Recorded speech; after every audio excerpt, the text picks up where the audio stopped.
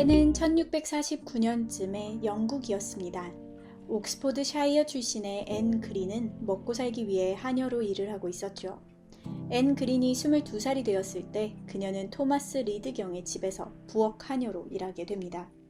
하루하루 열심히 일을 하며 돈을 모으고 있는 앤 그린을 유심히 지켜보는 사람이 있었으니 바로 집주인의 손자 16살의 조프리 리드였습니다. 얼마 후 조프리 리드는 앤을 유혹해 성관계를 가졌고 앤 그린은 임신하게 되었습니다. 앤의 주장에 따르면 그녀는 자신이 임신한지도 몰랐다고 해요. 약 17주가 지난 후 앤 그린은 일하던 도중에 갑자기 통증을 느끼고 남자아이를 출산하게 됩니다. 피덩이나 다름없던 아기는 날 때부터 이미 죽어 있었습니다. 너무 놀란 앤 그린은 아기의 시신을 오물통 근처에 두고 재로 덮어두었습니다. 물론 얼마 지나지 않아 아기의 시신을 발견한 누군가가 이를 고용주에게 신고하게 되었죠. 1624년에 만들어진 법에 따르면 미혼 여성이 아기를 사산한 것을 숨겼을 경우 태아 살해의 죄를 저질렀다고 보았고, 이에 따라 고용주인 토마스 리드는 앤을 고발하였습니다. 그렇게 앤 그린은 법정에 서게 되었죠. 전문가로서 불려온 산파는 아기의 시신을 보니 살아남는 것이 불가능할 정도로 너무 일찍 태어났다고 증언했습니다. 하지만 10주 이상이 지나는 동안 생리가 없었으니 임신을 의심할 법도 한데 몰랐다는 것이 말이 안 된다는 이유로 앤은 사형을 선고받았습니다. 생리불순이라는 걸 들어본 적이 없는 남자 판사였음이 틀림없죠. 교수형을 앞두고 앤 그린은 공포에 질려 친구들에게 자신이 오랫동안 고통받지 않도록 밑에서 자신의 발을 당겨달라고 부탁하고는 처형대에 올랐습니다. 처형대에서 앤 그린은 무릎을 꿇고 신께 기도한 뒤 목에 밧줄이 걸리기 직전 고용주 가족의 음탕함 때문에 자신이 이곳에 있다고 얘기하고는 마지막 말을 남겼습니다. 자비로운 예수님, 제 영혼을 받아주시옵소서.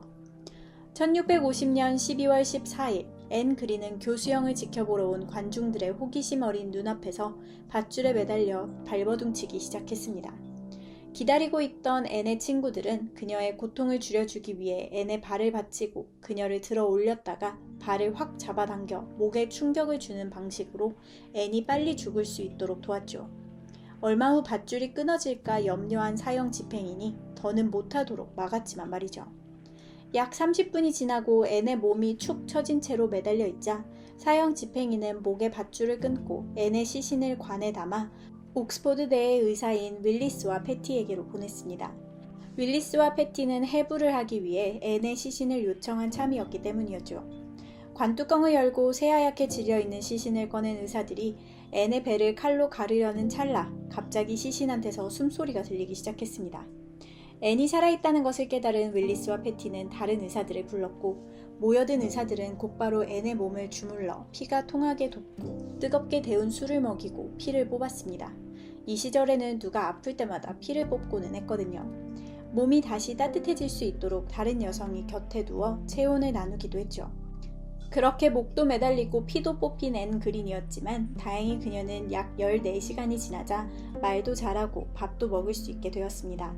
눈을 뜬 앤이 처음으로 한 말은 죽음에서 되살리신 신의 섭리를 보아라 였다고 합니다.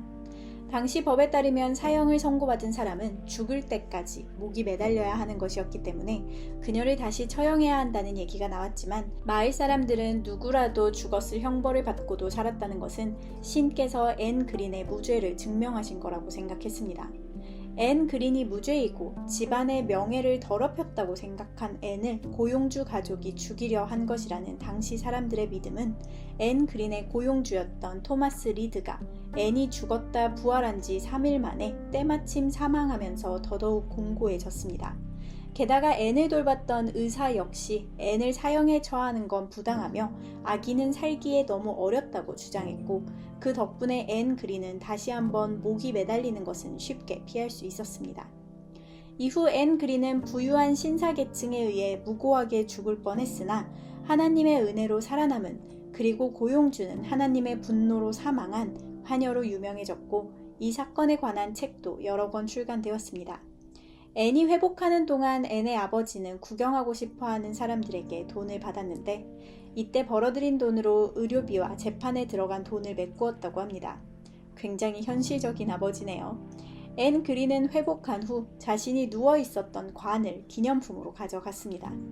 특이한 거로 치면 그 아버지의 그 딸이죠.